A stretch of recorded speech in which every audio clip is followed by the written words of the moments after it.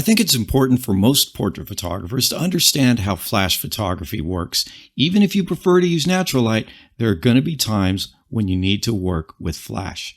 In this Flash Photography for Portraits crash course, I'm going to go over all the important things you'll need to know to get started. And by the time you reach the end of this video, you'll know all about the different gear options, flash synchronization, lighting modifiers, how to take advantage of TTL and manual flash.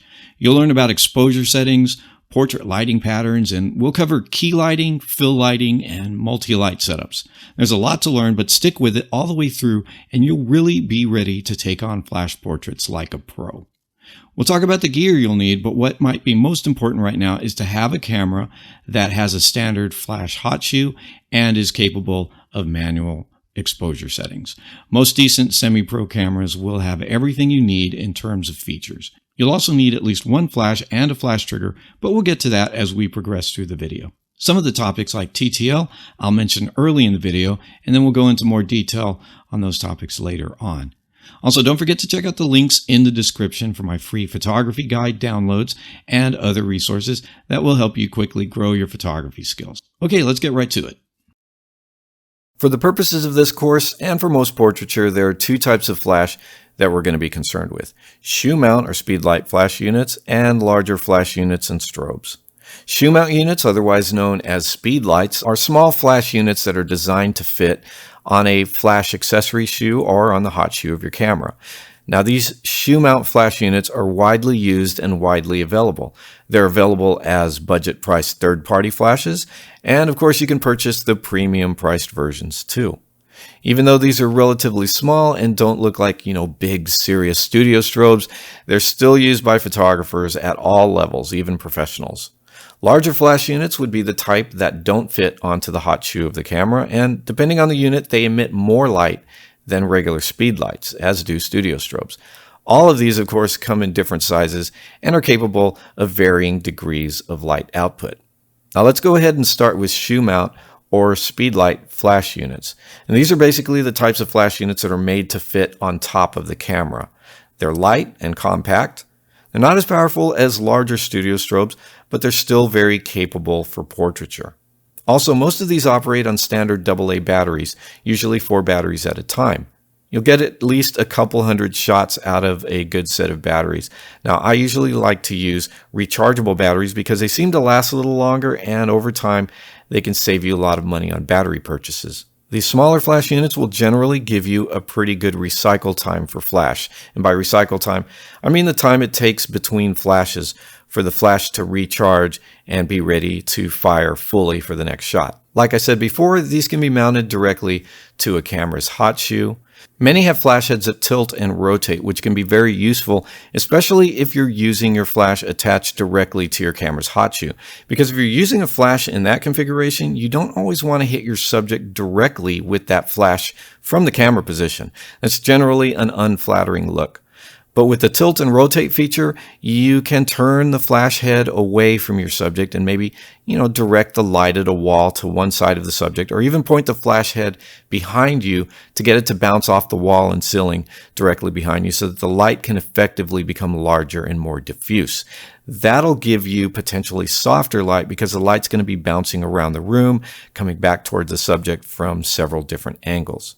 Most of the better units these days can operate as master units, controlling compatible remote units. And most can operate as remote units in slave mode, triggered via radio or optical signal from a master controlling flash or trigger. We're going to get more into that later. These units also feature different modes, including TTL and high-speed sync, and also most of the time they feature a mode called stroboscopic, which is when the flash emits a series of bursts for one exposure. Now, we're not going to cover that mode for portraiture, but it's something that you might want to experiment with at some point for different types of motion effects. Also, you've got different types of shutter synchronization, rear curtain sync, and regular front curtain sync. These flash units usually have flash zoom so that you can have a wider or tighter beam emitting out of the flash head. And also they come with a wide-angle lens that spreads the light out a bit more for when you're using a wide-angle lens in the camera. You can pull that out along with a bounce card. This little bounce card is for creating catch lights in a subject's eyes with your flash. Now, I don't use the wide angle or bounce card features for most of my flash work. Okay, now let's talk about larger flash units and studio type strobes. These are more powerful than their shoe mount or speedlight counterparts, but they're also larger and heavier. Traditional studio strobes operate on AC power, so you've got to plug them into a wall power outlet. If you're on location or anywhere AC power is not available, some people will bring along a small generator, maybe a gas-powered generator, to provide that portable AC power. Some of these units are powered by high-capacity batteries, which makes them very easy to use on location. Now, these don't mount directly to a camera. They're just way too big. You'll mount these to light stands. In fact, we're going to use light stands for most of our lights, even these smaller speed light flashes, because we want to position them off camera and we want to use them with larger modifiers, which would be hard to do if you've got your flash mounted to your camera. Most of these units feature built-in swivel mounts so that the unit can be angled up and down. When we mount the smaller speedlights to our light stands, we usually need to add some type of swivel adapter to the mix. Now you can use these with a variety of lighting modifiers. Modifiers can be mounted to these larger strobes in a number of different ways using built-in mounts or adapters.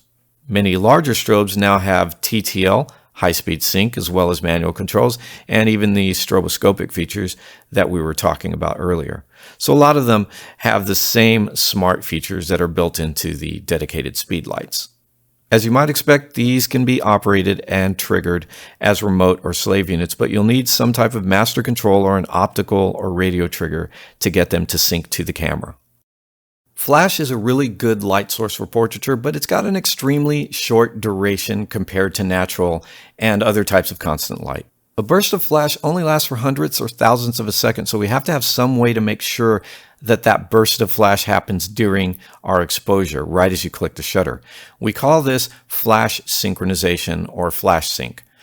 There are several ways to synchronize a flash or a group of flashes to our exposure. Some are rudimentary methods, and some are more sophisticated. PC cords and dedicated sync cords are available, but wireless solutions are more flexible. An optical TTL wireless flash sync allows you to trigger multiple flash units with some type of TTL light signals from a light-emitting TTL transmitter, but you can also trigger remote flash units by having them fire when another flash goes off.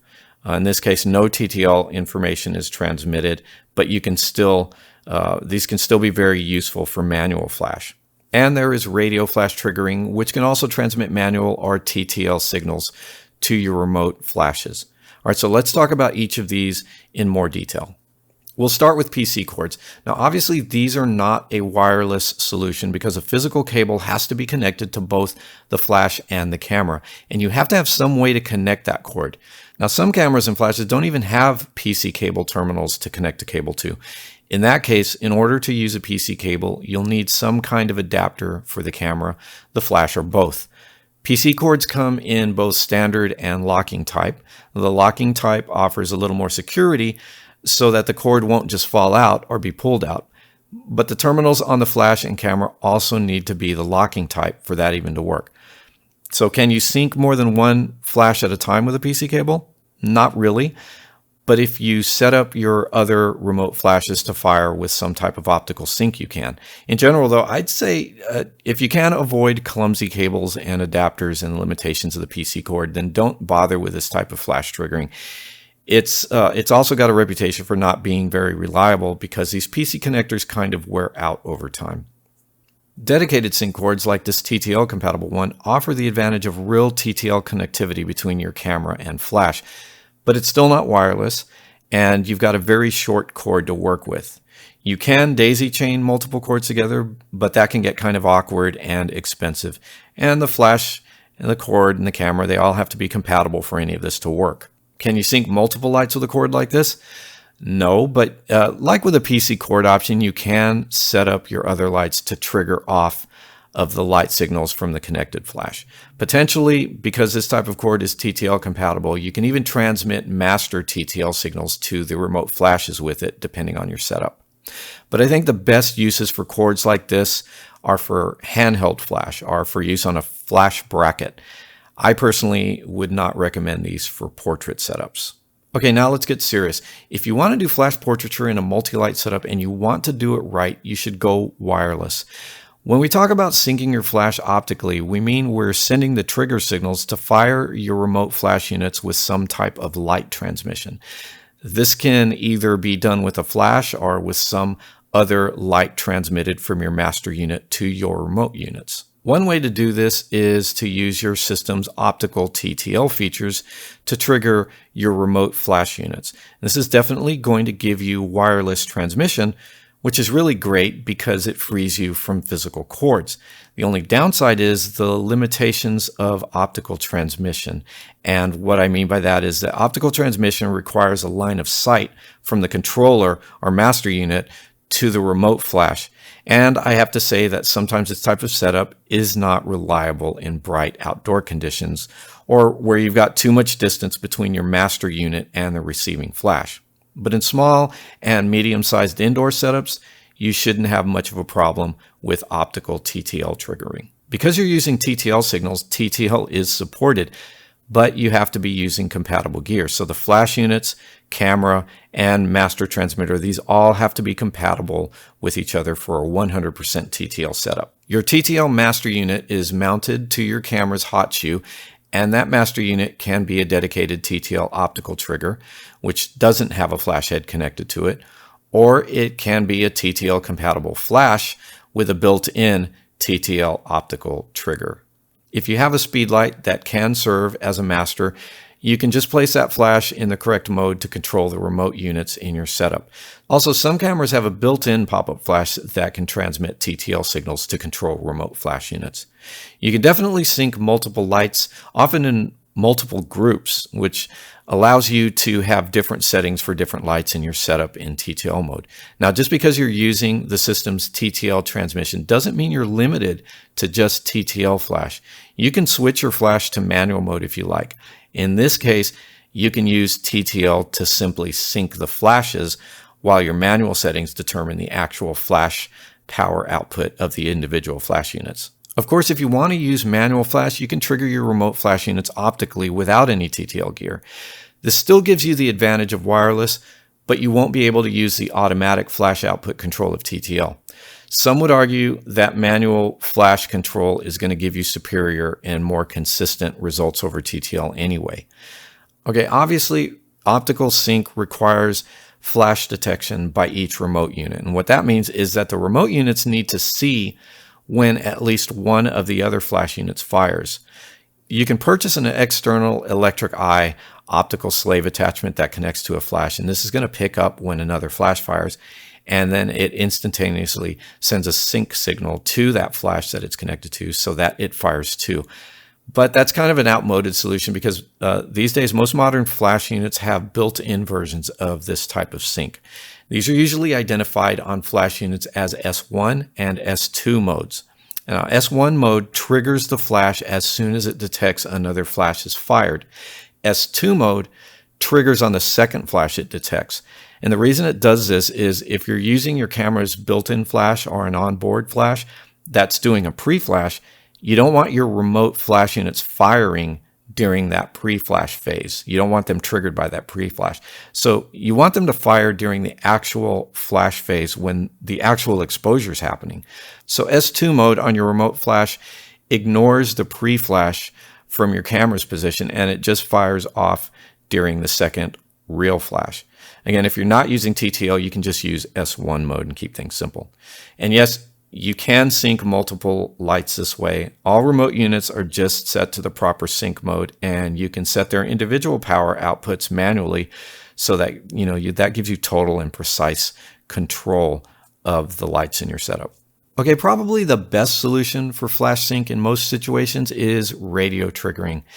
Again, this is wireless, and you've got the option of using TTL or non-TTL types of radio triggers. And what's great about radio triggers is that there are no line of sight signal transmission limitations like you've got with optical triggers. And you can use these at much longer distances, either indoors or outdoors. TTL versions of radio triggers and receivers have to be compatible with your camera and flash units. So just make sure that the triggers and flashes work together with your camera for proper TTL use. You can also use these TTL versions to trigger flash units in manual mode, or you can just simply use non-TTL radio triggers for that. Now, the non-TTL versions work universally with almost any camera and flash that allow for manual power settings adjustments. Now, to use these, you'll always have one radio transmitter unit connected to your camera. And it might just be a transmitter unit, or it might be a transmitter that's built into a flash. And depending on the setup, you might need an external matching receiver for each of the remote flash units in your setup. Some flash units have built-in receivers that are compatible with the transmitting unit. And in that case, no external receiver is going to be necessary. And yes, you can definitely sync multiple lights using radio triggers. Whether you're using speedlights or larger strobes, you're going to need some way to set them up in your shot so that you can properly light your subject and your scene. You need a way to support those flash units and any modifiers attached to them. And that's where lighting support gear comes into play. I'm going to give you a quick overview of several pieces of gear. Just keep in mind, this is a small sampling of what's available. I just want to show you some basic gear so that you can get an idea of what you might want to use in your setup. You'll definitely want to use light stands, and if you're using speedlights, you'll need some type of adapter to mount your light to a light stand. And that adapter might also support any modifier you're using. And this might also be the case if you're using a larger strobe. And there's some other lighting support gear that I also want to mention. Light stands are the foundation of lighting support for your flashes. Your stands are going to need to support the weight of the lights and the modifiers that you mount to them. Stands make it possible to adjust the height and position of your lights around the scene. Generally, you'll use one stand for each light, but sometimes you might gang a group of speedlights together onto a single light stand. This effectively just creates a brighter single light source from that stand's position. Light stands come in a variety of maximum heights, load capacities, and ease of portability. Compact stands are usually very lightweight. They collapse and fold up into something very short and easy to carry, but they're not made for heavy loads and they're usually kind of short. Light and medium capacity stands are very popular. Most of these can handle the majority of the lights and modifiers that you want to mount to them. These are what I use for most of my indoor work. C-stands are probably the most robust. They're very sturdy and can handle a lot of weight, but they're heavier and not very compact. In any event, I think C-stands are the way to go if they aren't too inconvenient for what you're doing. Now, with any stand, I'd recommend the following. Make sure it can carry at least 8 pounds, including the light and modifier. Get a stand that can extend to at least 8 feet. That should be good for most of your portraiture. And try to get air cushion stands. Now, air cushioning slows the collapsing of the stand so there's no jolting drop when you turn a knob on the stand, when that knob is loosened. In other words, when you're adjusting the height of a light or breaking the stand down, you don't want to loosen a knob on the stand just to see your expensive light come crashing down against the next stop on the stand. You can damage a light that way. Adapters for stands and modifiers are often necessary to connect your light to a light stand and or to a modifier. For speedlights, one of the most common types of adapters is the swivel adapter, and sometimes called an umbrella adapter. The bottom hole on the adapter secures to the stud on the end of the light stand, and the flash is mounted to the top. And there's an umbrella shaft hole that secures an umbrella or a softbox rod. Also for speedlights and slightly larger strobes, the S-type adapter is pretty popular. This mounts to the end of a light stand and secures the flash by the head or body of the flash rather than by the flash's foot.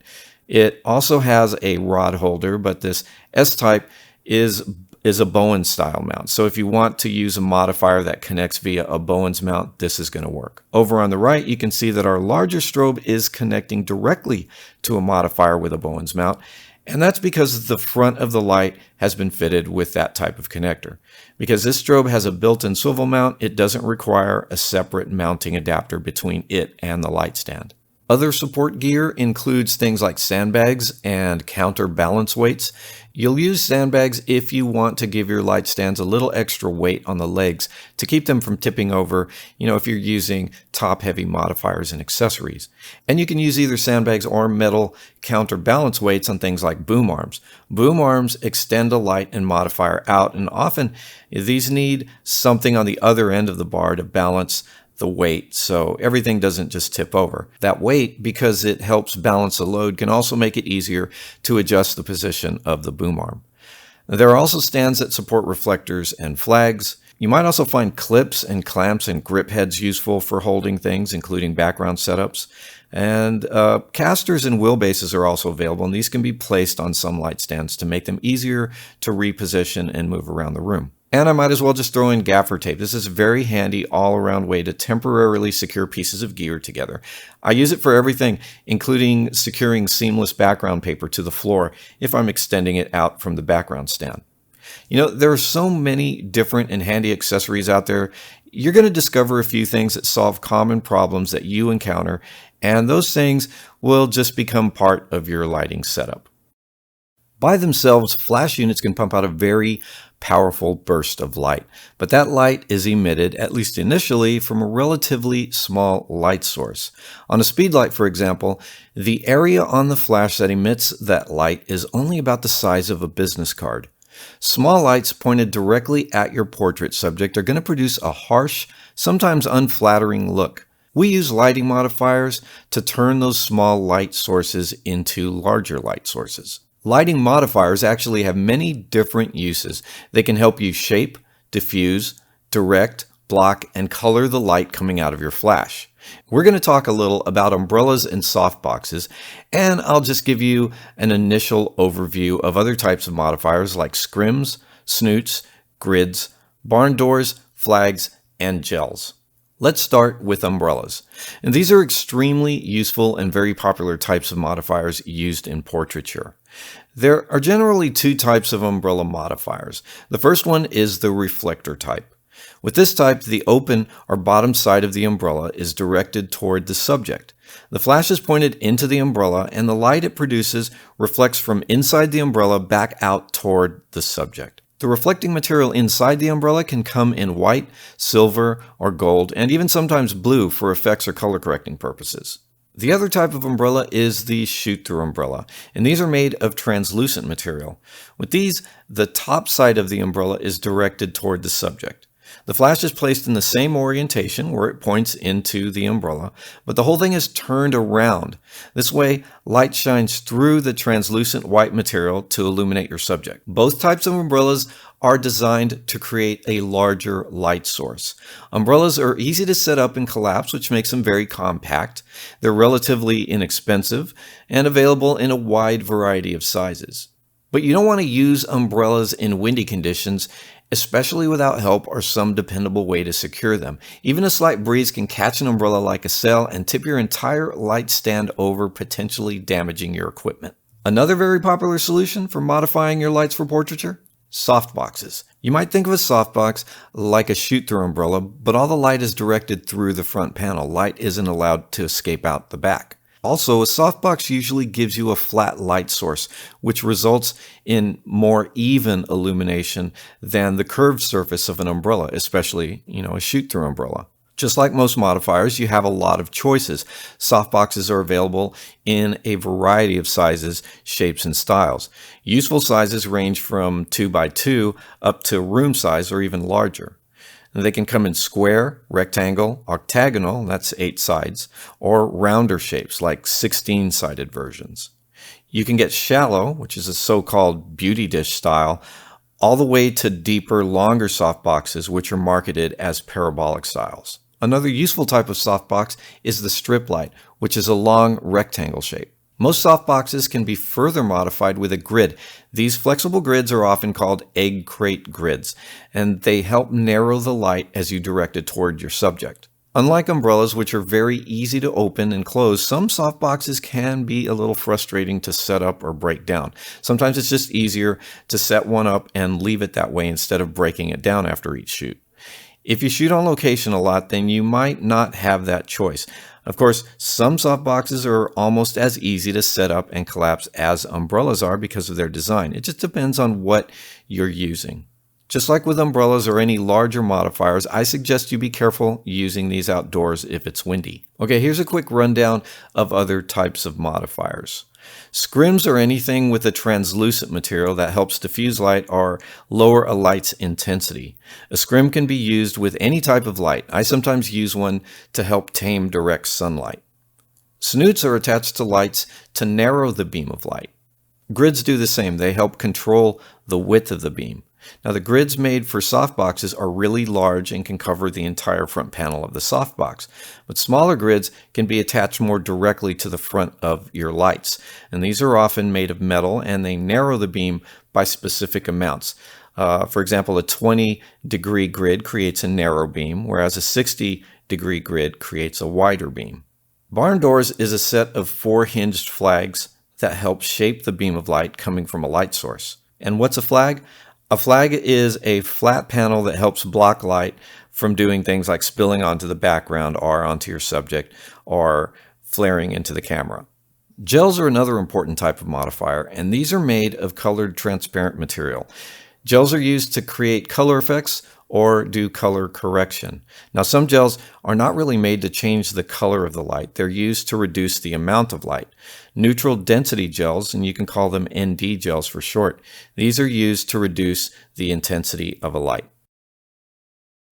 In this lesson, I'll offer some general gear recommendations that should help you select the flash gear for your needs. Choosing the right flash gear for you comes down to several considerations. You'll want to make sure that you select powerful enough lighting that's going to produce enough light output for your portraits. The cheapest little flash is probably not going to be powerful enough to handle the job. Select a flash that has the features you'll need. Most decent flash units have the necessary feature set, and this would include things like the ability to use the flash in manual mode as well as TTL mode. The style of portraiture you'll be shooting will determine things like the number of lights you'll need and the types of modifiers you'll want to use. Portability is another important factor because although we tend to want the most powerful lights we can get, we don't want something so heavy and bulky as to make location shooting difficult. And this goes for your flash or strobe units as well as the modifiers and the stands and the rest of your support gear. Compatibility with other gear is also very important, especially if you're using trigger transmitters that can control the light's power remotely. The flash units have to be compatible with the trigger or master controller. If you're using TTL, the flash gear has to be compatible with the camera's TTL system. And if you're not relying on TTL or remotely controlling flash power in groups, then basic radio triggers are going to do the job. Of course, budget is a factor for many of us. Lighting comes at many different price points, and yeah, some of the most expensive gear is worth the price. But some of the more budget-friendly lighting will definitely get the job done too. At this stage of the game, though, I can tell you that high-priced gear is probably not going to guarantee better portraits. So don't worry, if you don't have a lot to spend, you can still probably get more than you need right now with a modest budget. Now, I'm assuming you're taking this course because you're just starting out with flash portraiture, and I believe the best way to learn portrait lighting is by becoming proficient with one light at a time. So my initial gear recommendations are going to be based on what you'll need to get started with one light portraiture. Whether it's a single light or you've got multiple lights in your setup, the light we call the key light is the primary, most defining light in your setup. What type of flash will you need for a good basic key light? You can get started with any good flash or strobe, and I'd recommend getting a basic flash like this shoe mount flash, also known as a speed light.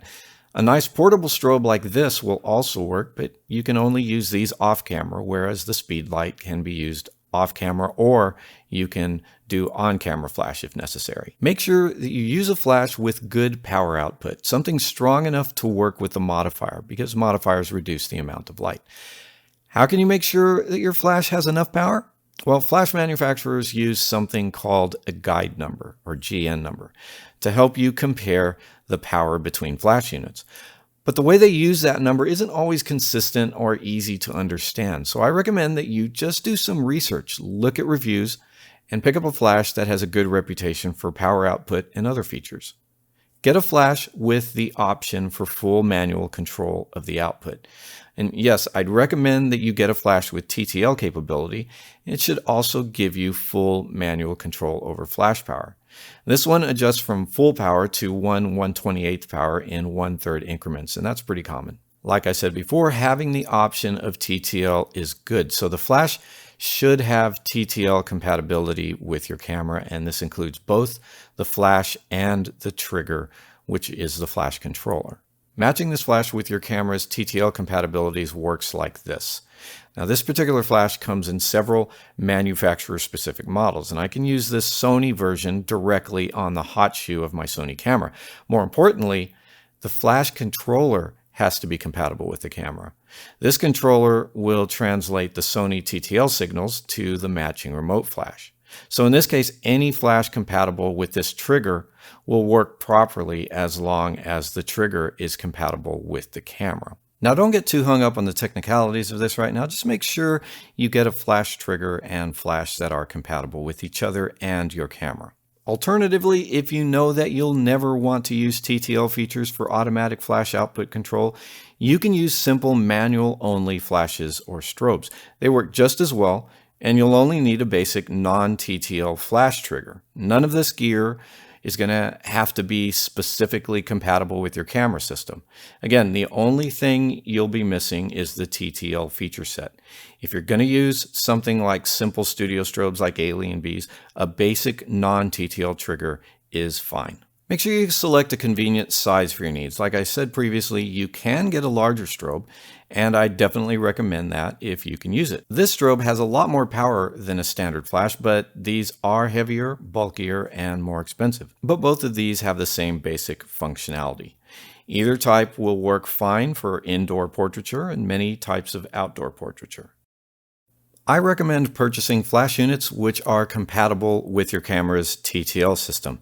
Now, TTL is actually something I rarely use in my portraiture. It's more of a convenience tool if I'm very short on time, and it's primarily something that I'd use with on-camera flash photography. Since many of the flash options out there are priced similarly, whether a flash is totally manual or has both manual and TTL capability, I figure why not just get the option? So let's talk about what TTL actually is. Now, TTL's job is to make things easier and more automatic. TTL works like an instantaneous flash metering that's done by the camera just prior to the real flash and exposure. When you click the shutter, TTL does a pre-flash, and your camera meters the way the light fell on the scene. It then calculates what the actual flash power should be for a good exposure and sends a signal back to the flash to fire at that power. The shutter opens, the flash fires at the calculated power setting, and the shutter closes. All of this happens so fast you might not even notice a pre-flash. And what all this means is that you as the photographer don't have to worry about setting the flash power manually. The flash, the camera, and TTL system handle all that for you. TTL is also very helpful in fluid, fast-paced situations where you don't have time to take a lot of test shots or where you're taking photos on the move. If you're doing portraits using on-camera flash, TTL is invaluable because your distance between the subject and your light, your flash, changes as your camera to your subject distance changes. TTL even works when you bounce on-camera flash. And in situations where you have someone following your subject with a handheld off-camera light, as the subject to the light distances change, your light output also needs to be adjusted, usually very quickly, and TTL is going to take care of that for you. The major downside to TTL is that it's not foolproof. Sometimes TTL can evaluate the scene in ways that don't actually result in good flash exposures, and TTL can potentially give you inconsistent results. If anything changes the way the camera evaluates the lighting in the scene, it's going to change the output of the flash. So in that case, your shots aren't going to look the same from one photo to the next. So TTL is an automatic feature, but there are ways to make adjustments to correct or tweak the output from TTL. And we do this with flash exposure compensation, which is something we're going to get into later. All right, let's discuss how to activate and use TTL with a Sony camera and a Godox flash as our example. Now, your camera and flash can probably be set up in much the same way. First thing we do is make sure the flash is set to TTL mode. Your camera and flash might use the label TTL or iTTL. Next, set the flash to slave mode, and we want to do this using radio transmission if possible. Check that your channel and group settings are correct. I'm using channel 1 and my key light will be in group A. I also make sure my trigger or flash controller is on the same channel and group for the flash and that it's set to the correct flash mode. TTL is a great tool when you're using flash for portraits under certain conditions. For example, if you're working in fast-paced conditions like event photography, where you have to snap quick photos in lots of different locations and lighting situations with limited time, TTL will allow you to speed up the process. But with TTL, you're trading convenience for control and consistency. Taking manual control of your camera and flash settings is a great way to improve your portraiture. Manual gives you more control and more consistent results. So when should you use manual flash instead of TTL? Well, manual flash is great for static portrait setups. In other words, if your lights and your subject are going to remain stationary in relation to each other, manual is a good way to go. Let's talk about how to set up manual remote flash triggering using an external flash trigger. First, you take your flash and you make sure its mode is set to manual. It should also be in one of the slave modes so that it can be triggered when you click your shutter button. Now, I prefer using a radio trigger that matches my flash, so I use radio slave mode. Make sure the channel and group settings are set. Here I'm using channel 1 and group A. And you can adjust the power to whatever you need. Of course, I can also adjust the power from the radio trigger that I use. But I have to make sure the radio trigger is set up to control the same channel and group the flash is on. Of course, the mode for that group should also be manual. If I were using a basic dumb trigger, in other words, something that doesn't allow you to adjust anything remotely, it just tells the flash when to fire, I'd have to make any adjustments directly on the flash or the strobe itself, and that's okay. I don't mind doing that because when my test shots are done and I've locked down my remote flash settings, I won't have to change them again. Of course, if I make any major changes in terms of the subject's distance to the lighting, or if I want to switch out a modifier, or even if I want to change some of my camera settings, I might have to change the power settings on my flash. It's one thing to know how to activate and use your flash units in TTL mode or in manual mode. It's another thing to understand how the settings on your flash, together with the settings on your camera, affect exposure and the look of your images. This topic is so involved and potentially so challenging for beginners to grasp, I think a lot of people just give up trying to figure it out. But two things. One, you will be able to understand how flash and exposure work together.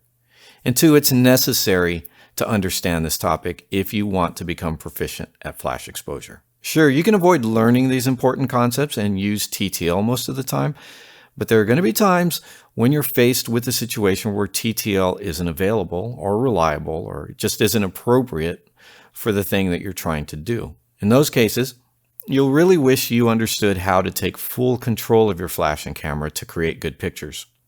In this section, we're going to talk about how exposure works and how flash exposure works.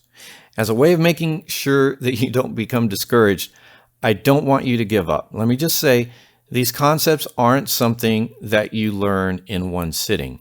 It might take some time to wrap your head around some of these things. But take it slow, one step at a time, and stick with it. You'll be rewarded with the ability to do just about anything you can imagine with flash portraits. You don't have to learn it all at once to start making good portraits right away. Just get the basics down and keep learning as you go. I want to give you a quick overview of how exposure works and how you can control and manipulate exposure using your camera settings. Now, there are three basic camera settings affecting exposure, and these are aperture, shutter speed, and ISO. Now, all three need to be in balance in order to maintain the exposure you want. Adjusting one setting requires an adjustment to one or both of the other two settings to maintain the same exposure. Now in photography, we measure light and its effect in the camera in a way that's become pretty standard.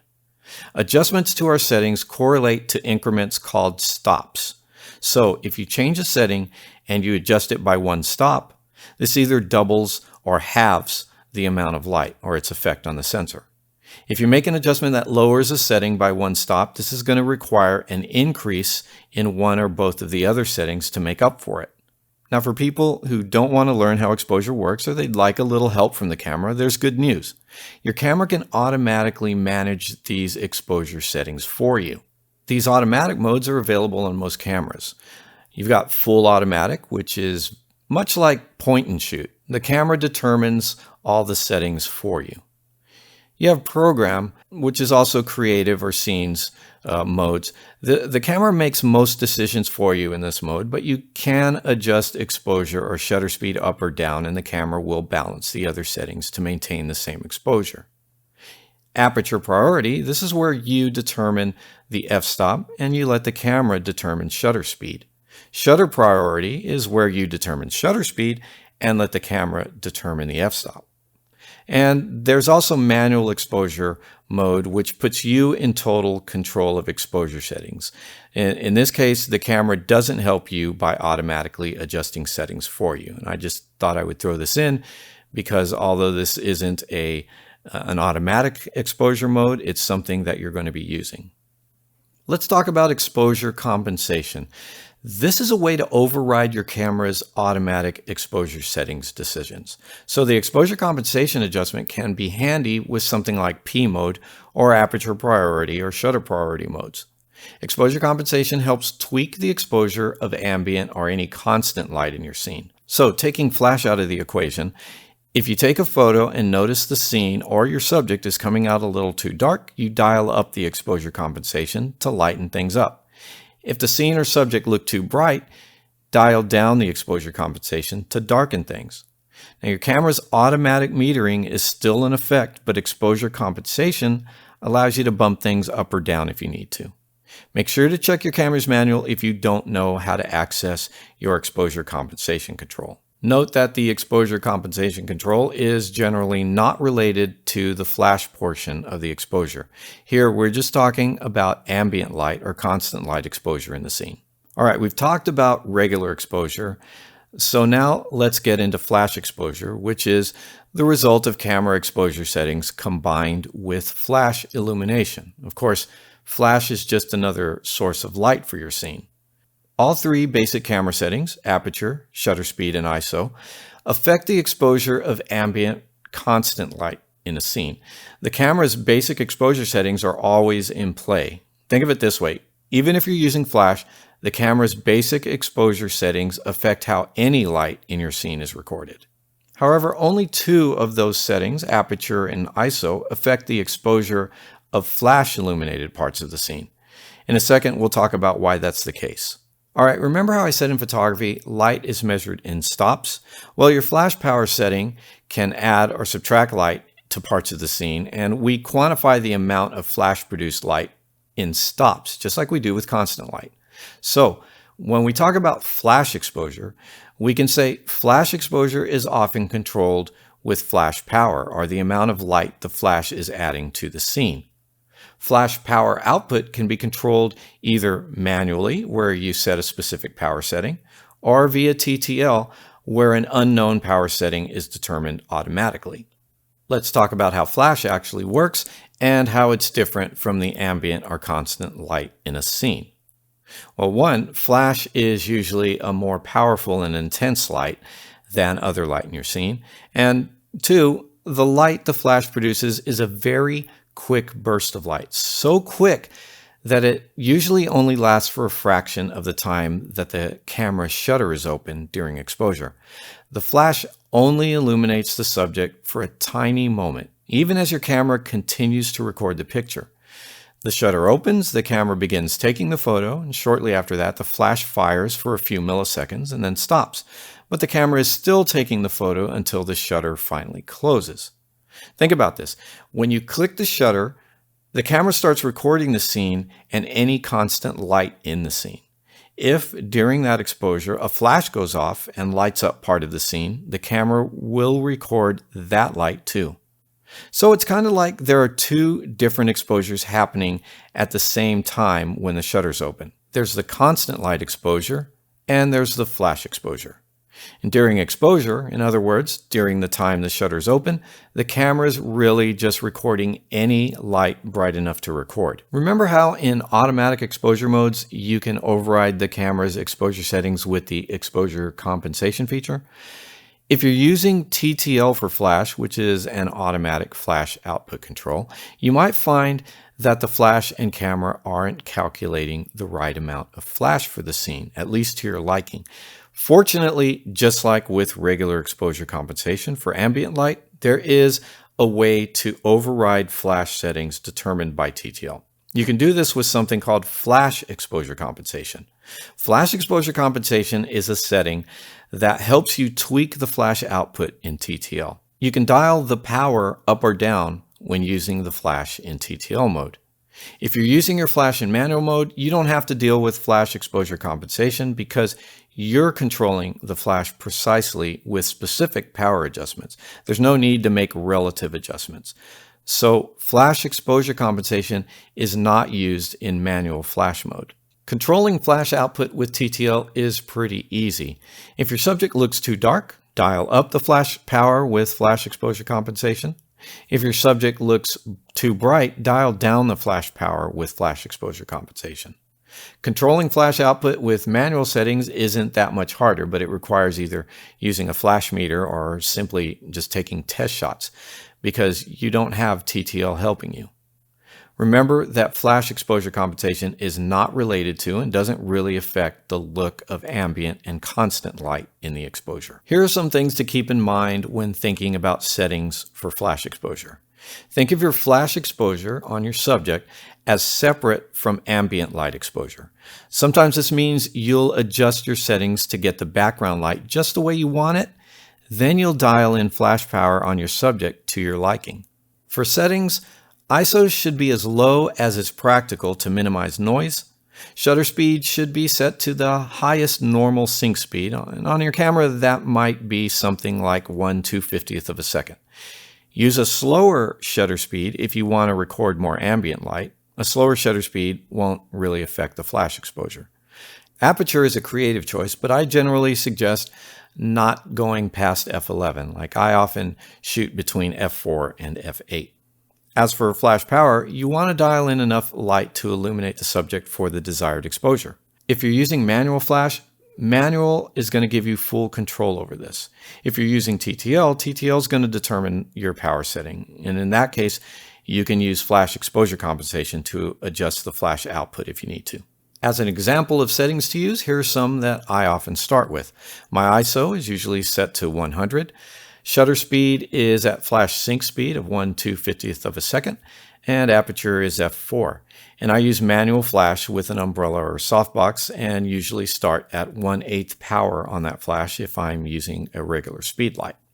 You should know by now that there's more than one combination of camera and flash settings that'll give you a good exposure in a given situation. For example, in a manual setup, you might find that with your flash at 1/2 power and about 3 feet from your subject, your camera's exposure settings are good at ISO 100, at f8, and a shutter speed of 1/250th of a second. Now that means if you decrease your flash output by half to 1/4 power and increase your ISO by double to ISO 200, you're going to get the same result. Or if after decreasing flash output to 1/4 power, instead of adjusting your ISO, you could adjust your f-stop by opening it up to f5.6, which allows double the amount of light to enter your camera than f8. So with any of these combinations, you'll get the same type of exposure. That being the case, which is the best combination to use? Well, that comes down to creative and practical decisions. When you're sticking to standard types of exposure, two types of settings can dramatically affect the look of an image. That's aperture and shutter speed. Aperture affects two things. One is the amount of light allowed through to the sensor during exposure, and the other is depth of field. The first affects exposure, and the second is a creative tool. If you want to decrease depth of field, you'll open up the aperture. In other words, use lower f-stop numbers. If you want to increase depth of field, you'll stop down the aperture, which is the same as using higher f-stop numbers.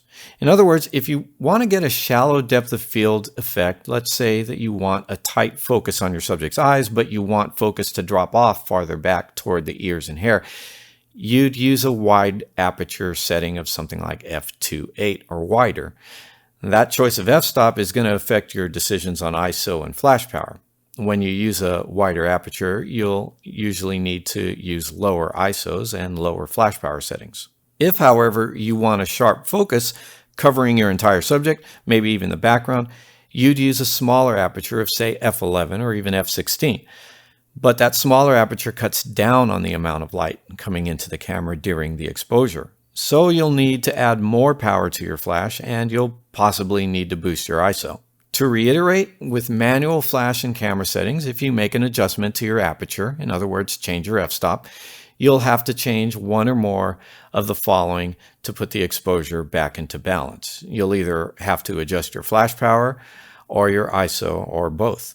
All right, as we've discussed, shutter speed isn't something that will affect your flash exposure in native flash sync speeds or slower, but shutter speed will affect the way any constant or ambient light is recorded.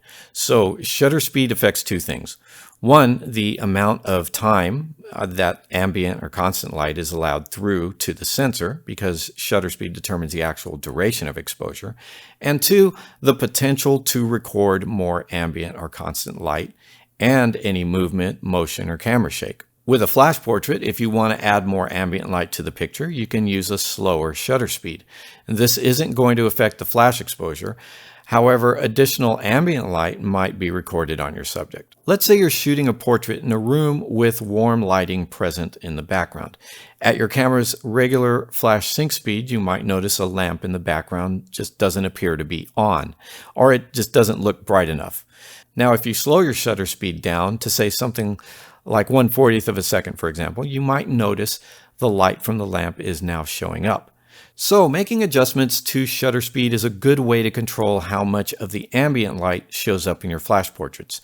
Remember, the flash portion of your exposure doesn't change, but more ambient light will affect your exposure as you lower your shutter speed. With manual camera settings, you can also increase the amount of ambient light recorded using aperture and ISO settings, but just remember that these will also affect your flash exposure.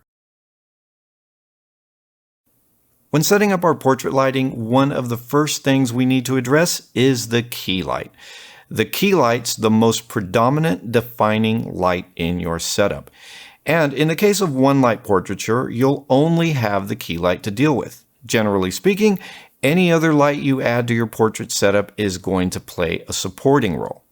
This includes fill lighting to reduce contrast, rim or hair light to add separation or interesting highlights, and background lighting. Your key light can be any type of light source. It can be constant light, like natural light or some type of lamp, or it can be flash or strobe lighting. In this section, we're going to discuss how to set up and use a flash as our key light. There are lots of ways to do this and many different types of gear that you can do this with, but it all comes down to one thing. We're simply positioning a light on a stand. The light might be a speed light, it might be a larger strobe, it might be bare, or you might decide to put some type of modifier over it. But it's still just a light placed on a stand that allows you to adjust its position. Let's start with the lighting stand. There are several types to choose from, ranging from heavy-duty C stands down to very compact light-duty stands. C stands can handle a lot of weight and abuse, and they're great for studio work.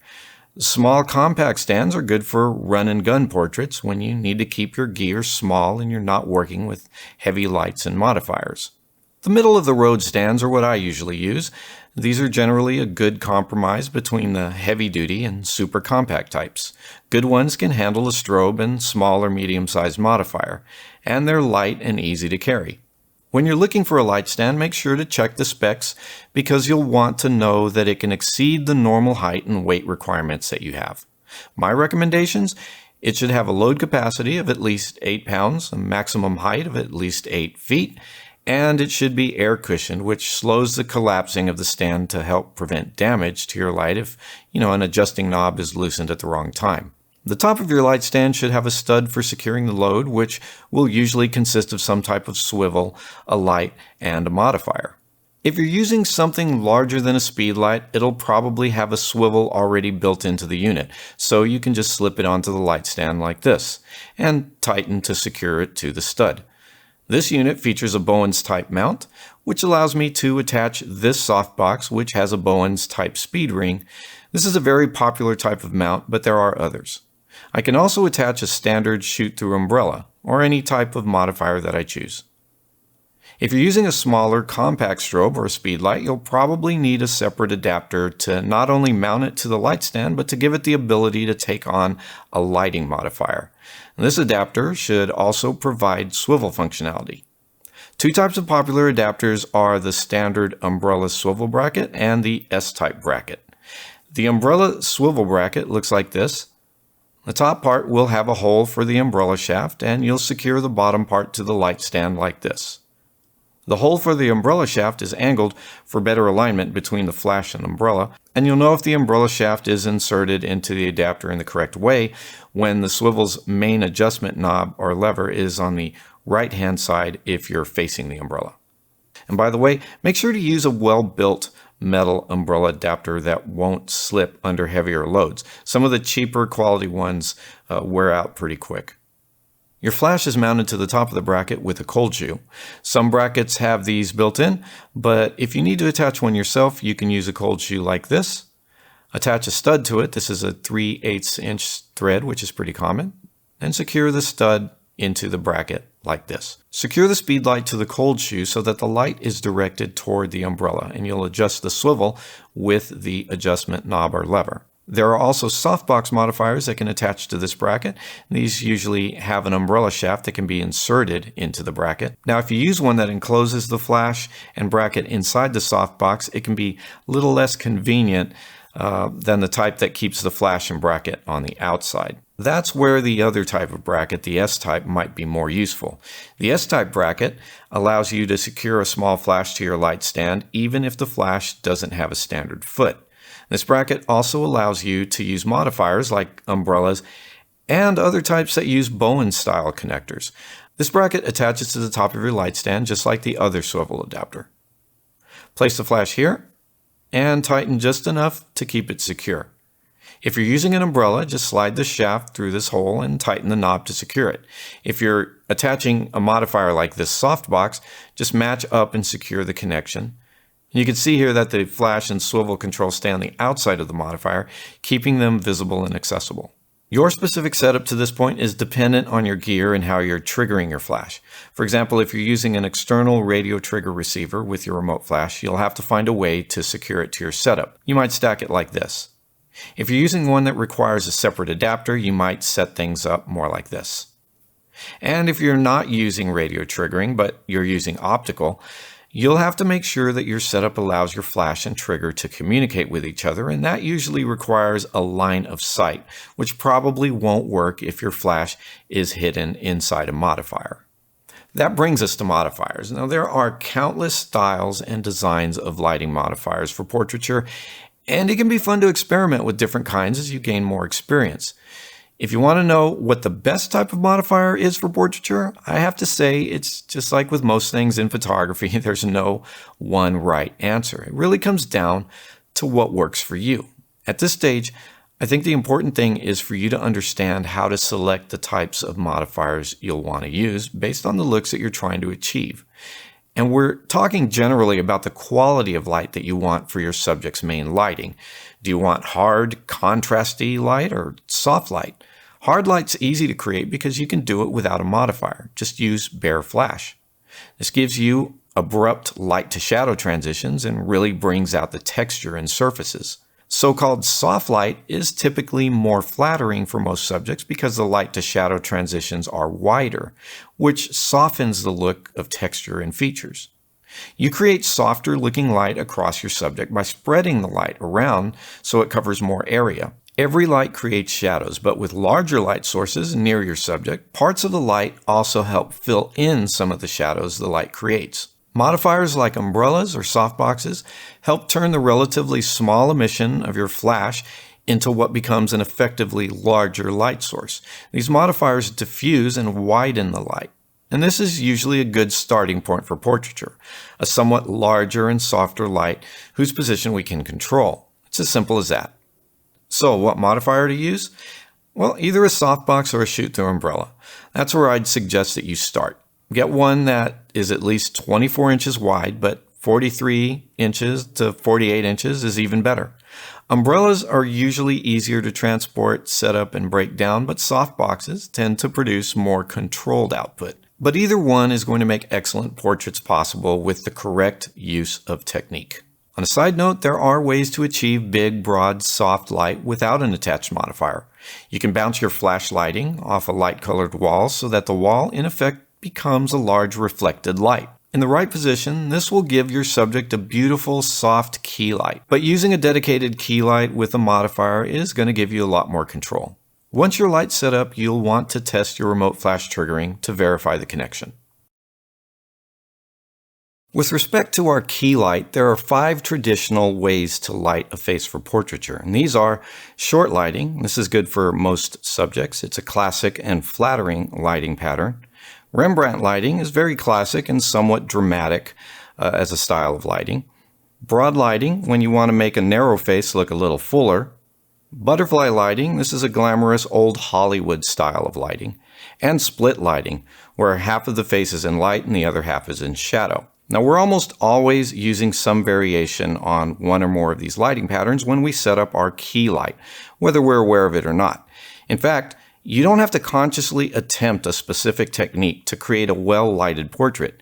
You'll learn the general placement of your light that suits most portraiture and make any adjustments according to what looks right to you at the time. Again, remember that these are the patterns we refer to when discussing our key light. But the effects produced by additional lighting, ambient lighting, and reflectors, those do play a role in the overall look of your portrait. In practice, achieving a specific lighting pattern isn't really top of mind, but it's still a good idea to learn about these lighting patterns because whether you know you're using them or not, they provide the basis for most portraiture lighting. And if you need to communicate what you're trying to achieve to an assistant or another photographer, you'll know the correct shorthand to get the message across. So in this section, I'll explain each of these 5 patterns in detail. We'll list them out and tell you how each one is defined, what it's for, and how to achieve it with the key light. All right, let's start by placing our key light in the standard 45-45 position. That's about 45 degrees to one side of the camera to subject axis and pointed down about 45 degrees toward the subject's face. And that's really just a way to think about it. 45 degrees isn't a rule that you have to follow. I'm going to use a constant light instead of a strobe to demonstrate the portrait lighting patterns we've been talking about. And the constant light makes it easier to visualize how the lighting position affects the look. All right, let's demonstrate the short lighting first. The short light pattern is one of my favorites and probably the best for most portraiture. Short light can help you narrow the face and it's a flattering look for most people. Turn the head a little, now we get the Rembrandt lighting pattern. This is a very classic look. Notice the triangle of light here, which is one of the characteristics of this pattern. A variation on this is the loop lighting pattern, where the shadow just beneath the triangle is broken. With the room lights on, you can see the lighting placement a little more clearly. All right, let's turn the head so we get what's called the broad lighting pattern. As you can see, this can make a face look a little wider. So if you've got a subject with a narrow face, you might want to give broad lighting a try. You can add in varying degrees of fill light with any of these patterns, and that's something that we're going to discuss later. Fill light, whether it's reflective or produced with another strobe, can help you reduce contrast by filling in the shadows. And the closer the reflector or stronger the fill light, the more you'll reduce the effect of the shadows on the shadow side. But again, we'll get more into that as we progress. Now we'll move the light just in front and above the subject's head to get the butterfly lighting pattern. And I'll vary the light position so you can see how this affects the look. This is sometimes described as an old Hollywood look, and it has the characteristics of the butterfly-shaped shadow under the nose, depending on how you tweak it. This light is great for hiding certain flaws as well as accentuating things like cheekbones and the chin. The neck gets this large shadow cast on it, making the front of the face the main focus. Then there's a split lighting pattern, which is also fairly dramatic. It has its uses, but it isn't the best for standard portraiture. Now, these are all examples using a direct hard light source, but most of the time, you'll be using some kind of umbrella or softbox for your main light in order to cut down on the hard contrast. Here's a quick run through of the patterns using a softbox this time. And notice the transitions between light and shadow are wider, giving you that softer look. The reason this is happening is because the softbox helps create a larger light source, spreading the light around the subject in varying intensities.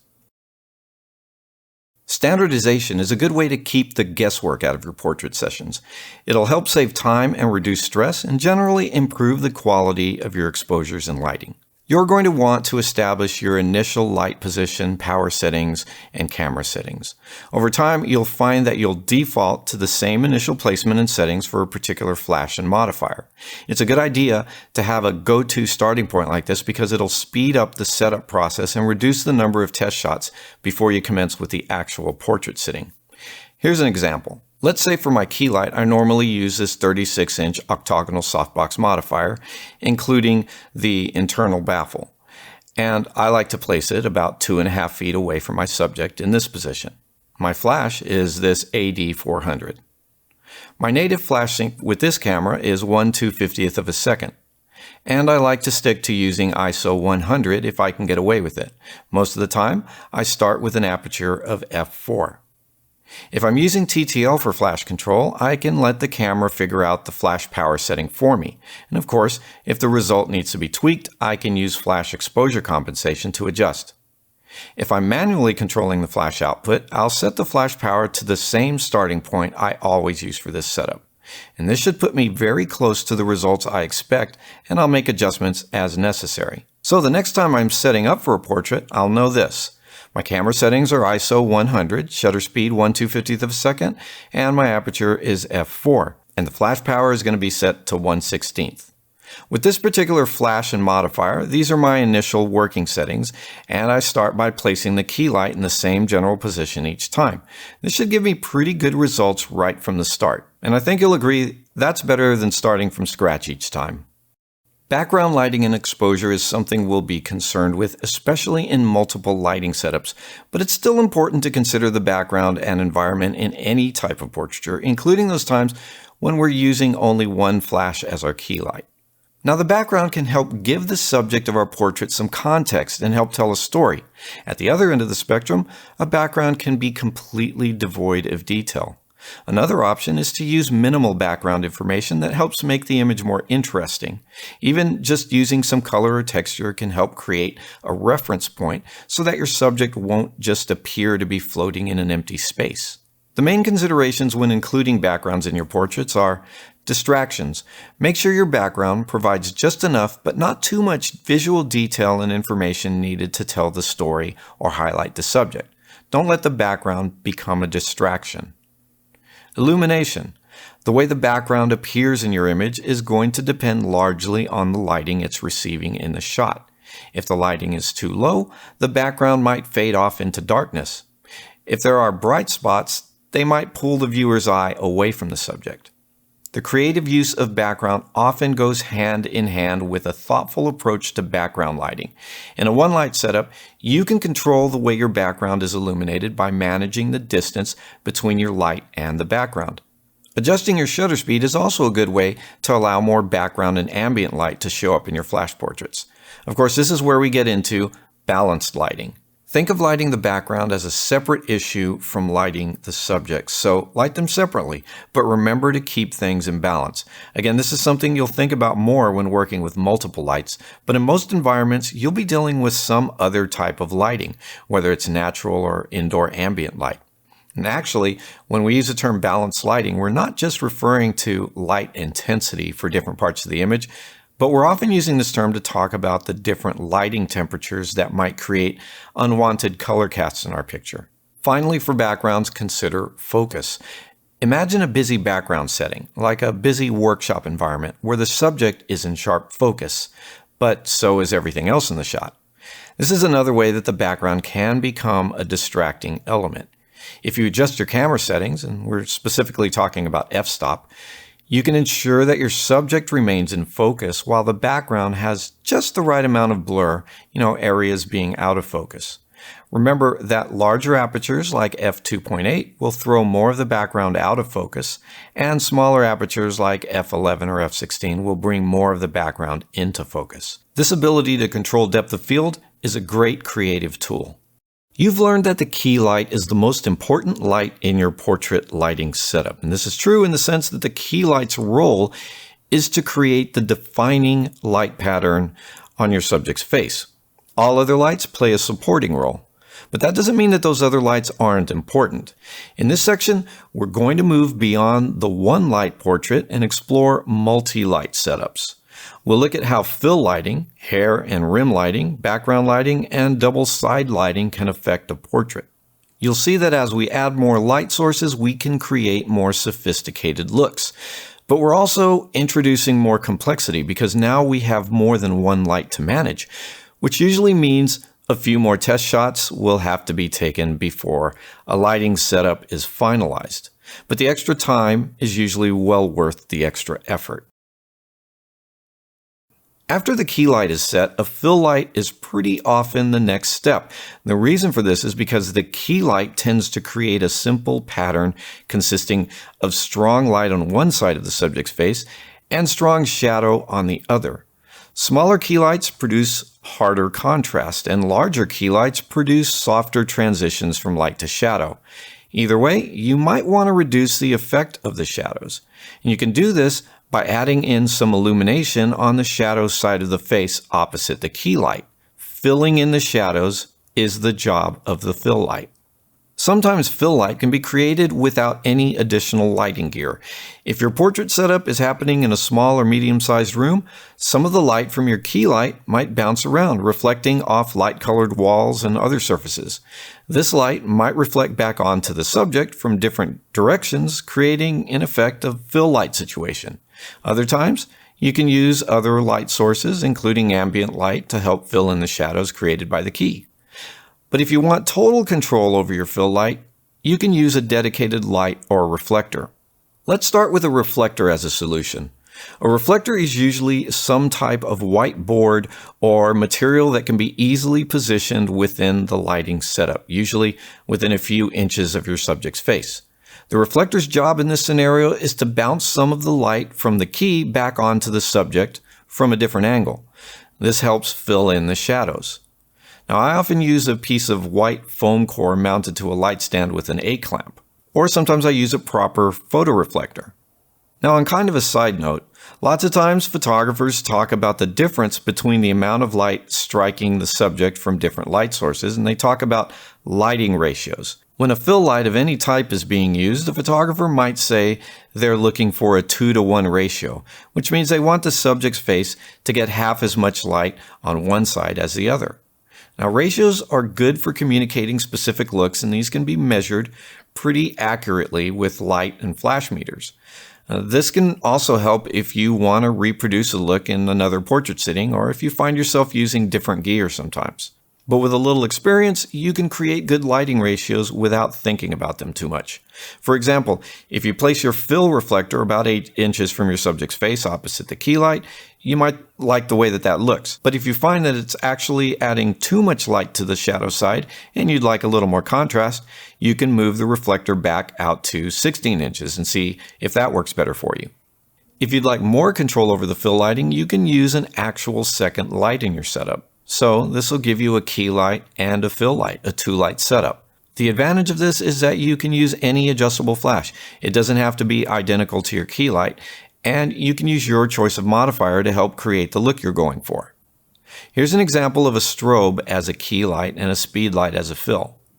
In multi-light setups, I like to build up starting with the key light, then going one light at a time. All right, so we start with our key light. In this case, the Godox AD400 Pro with a Glow Easy Lock 36-inch Octa softbox modifier. My camera settings are ISO 100 at f6.3 and 1/250th of a second. I'm using a simple Godox X1T to control the flash units. Now I'll place the AD400 Pro in flash group A, and I've got the front panel of the softbox positioned about 2 feet from the subject's face. I usually begin with my light set to about 1/8 power, and I'll do a few test shots to zero in on a good power setting. In this case, I decided to go with 1/16 power. Now this is all for demonstration, of course, because in reality, I'd probably be shooting at f4 and my power settings on my lights might be refined to thirds of a stop in some cases. I just want to keep these light power settings simple for this lesson. All right, next, let's set up our fill light. We're going to use a Godox TT685, and I'll set this light to a different group, Group B, so I can control the two lights independently of each other. And remember, I've got my key light in Group A. I'm using a Godox 32-inch octagon softbox on the shadow side. Now I want to show you a series of settings so that you can see how they change the look of the portrait.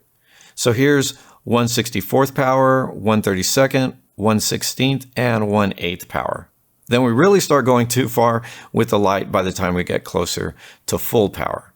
So as you can see here, I decided to go with this particular fill light setup and distance at 1/32nd power, and my key remains where I liked it at 1/16th. Now keep in mind, there are plenty of variables that come into play when talking about specific power settings, even if you're using essentially the same type of gear. A fill light might not only add illumination to the shadow side, but it'll probably add some light to the areas the key light is taking care of. Also, things like slight distance variations between the lights and the subject, modifier type and size, whether or not you're using baffles in the softboxes, skin tones, and many other things that affect your final flash power settings. And of course, changes to your ISO or f-stop are definitely going to affect things. So again, these power settings are just for demonstration, and they may not work for you in a similar lighting setup. Take test shots and build up the lighting one light at a time.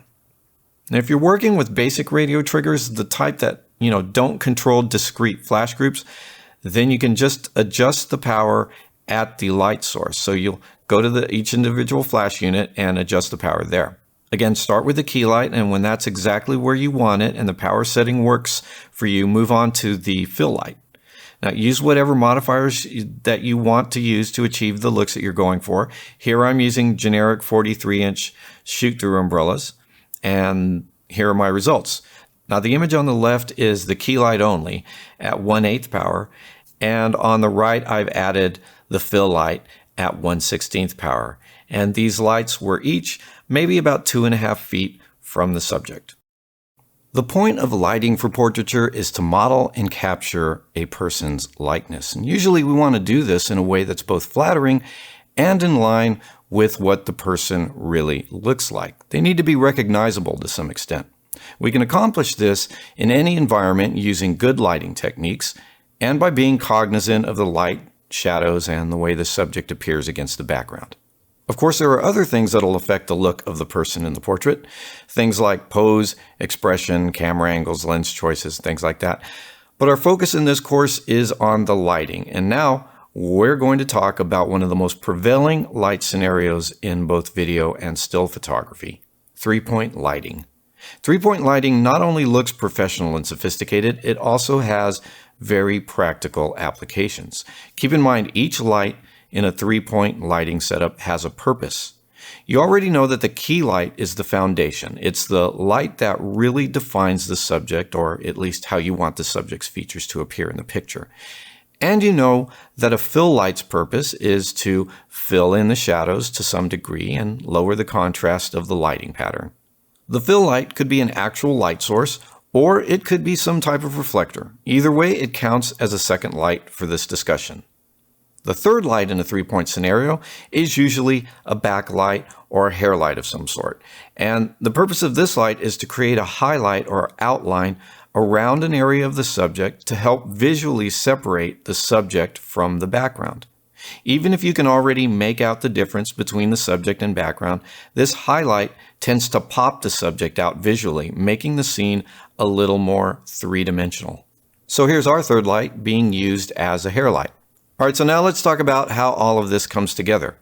First, I'll set up my key, And this is the Godox AD400 Pro with a glow 36-inch octagonal softbox about 2 feet from the subject in the typical placement. We're at ISO 100 f8 at 1/250th of a second. That's going to be the settings for all of the following shots, and I'll let you know if we make any changes to the camera settings. Now here's a result with just the key light. Next we add in the fill light. In this case, the fill light is a Godox TT685 flash modified with a 24-inch Lastolite softbox. It's placed about 3 feet from the subject, and you can see how at 1/8 power, this light is providing just enough illumination to lightly fill in the shadows on the left side of the face. Finally, we'll place another TT685 on a light stand and small boom arm so it's positioned just above the subject's head at about 18 inches, and we've set the power of this unmodified flash to 1/32nd power. You can usually adjust the angle of the beam coming out of these flash units, and this one is set to a 20mm zoom setting just so it's not too concentrated on one spot. And I'll assign my hair light to a separate flash group so I can control it independently using the master control unit from the camera position. Now I'm using the Godox X1T for that. So I've got the key light in group A, the fill light in group B, and the hair light in group C. And I'm able to adjust any of these with the X1T, again, independently. And here's the results with all 3 lights in use. Of course, you can use 3 lights any way you want, and that third light can be placed on the background instead of the subject if you like. And to demonstrate that, I'll just turn the hair light flash away from the subject and toward the background. Now it's about 3 feet from the background, and I've bumped the power of that light to 1/8 power, still at the 20mm, relatively wide zoom setting. And here's what that looks like. Of course, the more lights you have, the more you can do. A 4th light would allow me to point one at the background and still have my hair light along with the key light and fill light. If you've learned how to use a key light, a fill, and a hair light or backlight together, you've pretty much learned most of what you need to know to do high-quality portraiture. But there are plenty of other techniques that might come in useful as you continue learning and expanding your expertise. In this section, we'll cover several lighting setups and styles that you can use for different popular effects. Let's start by taking what you've learned about backlighting and try it with a handy type of modifier called a strip light. For this demonstration, I've placed 2 strip lights behind my subject at approximately a 45-degree angle to the camera to subject axis. This is a very common way to position a couple of strip lights. And by the way, these are Godox 14 by 63-inch strip lights, which are basically long, narrow softboxes. Each strip light is mounted to a Godox TT685 flash using an S-type flash bracket. My camera settings for this and most of the following demonstrations are ISO 100 at f8, and the shutter is 1/250th of a second. The strip lights are about 30 inches from the subject, and I've got them on full power. I have a Godox AD400 Pro with a glow 36-inch octagonal softbox as my key light, positioned about 2 feet from the subject's face. The AD400 is set to 1/8 power. Here's the result of using just the key light. Now we'll add in the strip light on camera left. Now include the strip light on camera right. These lights produce what we call a rim light or a kicker, which highlight the contours of the subject and help visually separate her from the background. Now let's bring those strip lights more in line with the subject, and you can place these really wherever you want to achieve different looks. I think this combination is interesting. We're going to remove our round softbox key light for this one, and we're using the same settings as before. The subject is turned slightly to camera right. All right, here's the left light only. Here's the light on camera right, and here's the result with both lights on. Next, let's take a look at a very popular type of portrait lighting called clamshell lighting. This is often used in beauty shots because it surrounds the face with light, reducing contrast to a minimum, which in effect reduces a good amount of detail. Clamshell lighting is similar to a standard key and fill light setup, except it's turned on its side. The key is directly above the face and the fill is directly below. Now the trick with clamshell lighting is to not allow the lower light to overpower the upper light. Here I'm using the two strip light softboxes we used earlier, but really you can use anything you'd like for the key light and fill light. In other words, you might want to use a round softbox as your upper light, the key light, and a reflector or a small softbox as the lower light. Camera settings are still ISO 100 at f8 and 1/250th of a second. Now this is with the key light only, and it's at 1/2 power. Now we add in the lower light, which again is essentially a fill light, and this is at 1/16th power. Here the lower light is at 1/4 power, 1/2 power, and here's what it looks like when the lower light is at full power. And here's a reason why we don't want to overpower the upper light. You can see we've introduced an underlighting pattern, which isn't something we usually want to see. I mean, sometimes we like this effect, but mostly we try to avoid it. Now, if you find you need a portrait with a solid white or mostly white background, you'll need to make sure you hit the background with enough light to just about blow it out or overexpose it. At the same time, you need to make sure your subject isn't receiving too much of a wraparound effect, which looks more like this, and we'll cover that in a moment. Make sure that your key light, or whatever lights you're lighting your subject with, is providing enough illumination for a correct exposure on the subject. Now I'm changing my camera settings for this shot. I'm increasing my ISO to 200 and sticking with f8 and 1/250th of a second for the shutter. This is going to help me get that background where I want it with my strip lights at 1/2 power each. They're about 2 feet from the center to where they're aimed at the wall, and the subject is about 3 feet from the wall. Here my key is the AD400 Pro with the 36-inch softbox, and I've got a good exposure on the subject at 1/8 power. Now for the wraparound effect. Here we're overpowering the normal exposure with the background lighting and not placing as much emphasis on the subject's exposure. And this is an interesting ethereal look. Again, the lights are strip lights with Godox TT685 flash units, and both lights are at full power this time. For this shot, the camera settings are ISO 800 at f8, 1/250th of a second. And for this shot, I've opened up the aperture to f4. Hey, thanks for watching this course, and remember to like, subscribe, and comment. If you'd like to download my free photography guides, see the link in the description, and don't forget to check out my channel for more photography tutorials.